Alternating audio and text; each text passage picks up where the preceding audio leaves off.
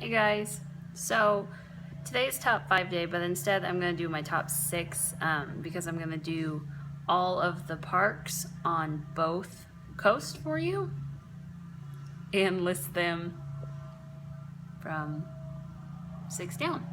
So my number 6 park is Disney Hollywood Studios because right now it is actually a half-day park, if you ask me.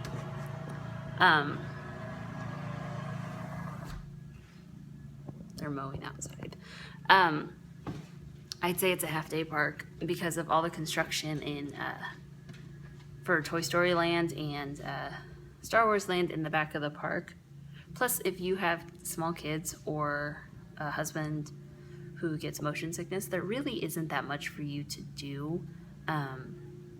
Now, people are going to argue with like the fireworks and Fantasmic that you should stay all day, but you can park hop at like 2 o'clock and totally get everything done and stay for the fireworks and Fantasmic. So why waste a whole day when you can go to Disney Springs and do that?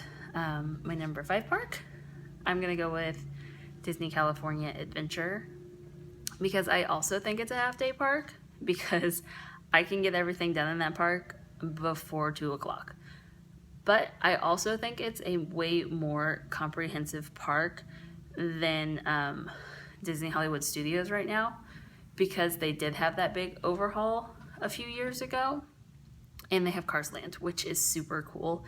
And Radiator Springs Racers is awesome. But it still doesn't have that much to do, and it is a pretty small park. But I like it better. Number 4, I'm going to go with Epcot because it needs a lot of help, and I think everyone will agree with me on that. The Future World part of Epcot doesn't have, I don't think, that much to do besides Test Track and Soarin' and Spaceship Earth are great. I love those. But the Imagination Pavilion is, I mean, it's cute, but the ride isn't what it used to be. Living with the Lands is great, little boat ride. I really like it. It's a cute little educational ride that shows you, you know, they grow the food and they use the food in the park. But that little stupid Finding Nemo ride really makes me mad because I waited 45 minutes to ride that stupid 30-second ride when I could have walked through the exit to see the aquarium. Walk through the exit to see the aquarium. That's the cool part of that pavilion, not the ride. And if you want to see Turtle Talk with Crush, walk through the exit. Don't ride the ride. And then Mission Breakout with Space or Mission Space, whatever it's called. That's vomit.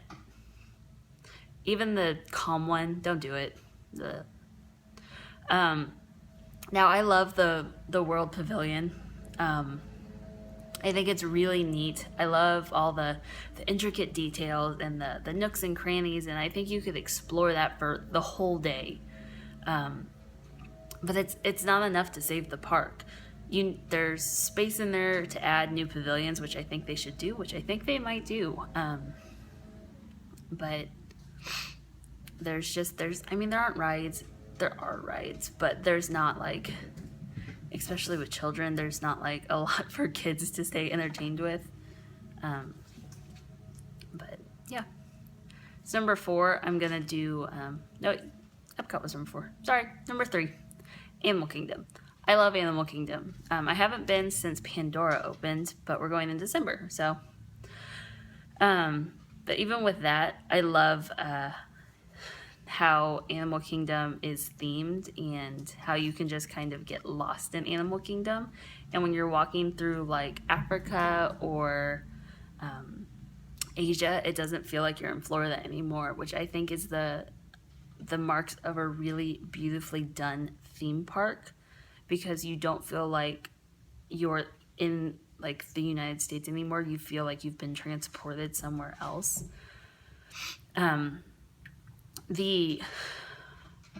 I think the downfall of Animal Kingdom is that Dino Land, which I think everyone knows that. That's okay. Now, like Finding Nemo, the musical is great. it's so sad and so emotional, which I think like musical versions of movies I think always are, always. And the Lion King is great.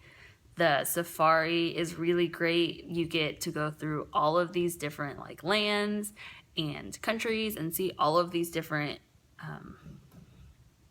what am I trying to say? Oh, all of these different animals, like so close with like the feeding troughs that you can't see and the barriers that you can't see, which I think is really great Imagineering. And that's the best part about the Imagineering at Animal Kingdom, is that it's like right in your face and you can't see it. Like it's so close to you, but you can't see it, and I think that's great.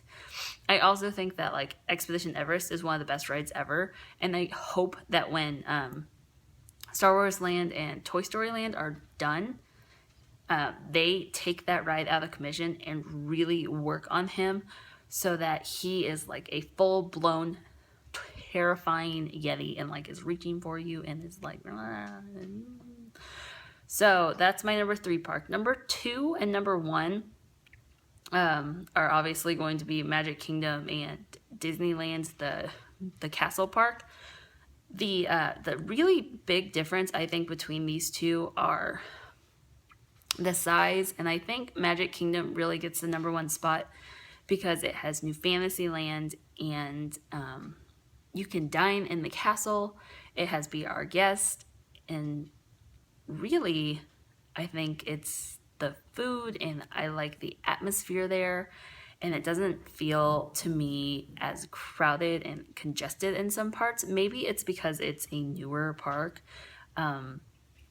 but some parts of Disneyland feel like they weren't expecting so much congestion, which is probably true because of the time that it was built, but especially like in Adventureland, it gets so crowded, and it's not okay. But Disneyland doesn't feel like that even on crowded days. Like it does get packed, but you can kind of find spots where it's not, and I like that. The rides are very similar, but I don't know.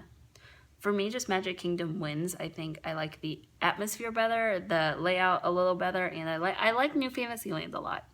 So that's how I'd list all 6 parks. If you agree with me, let me know. If you would list them differently, leave it in the comments. If you haven't been to both coasts, let me know. If you want to go to both coasts, I don't know, leave a comment. Give this video a thumbs up, and don't forget to subscribe. Thanks.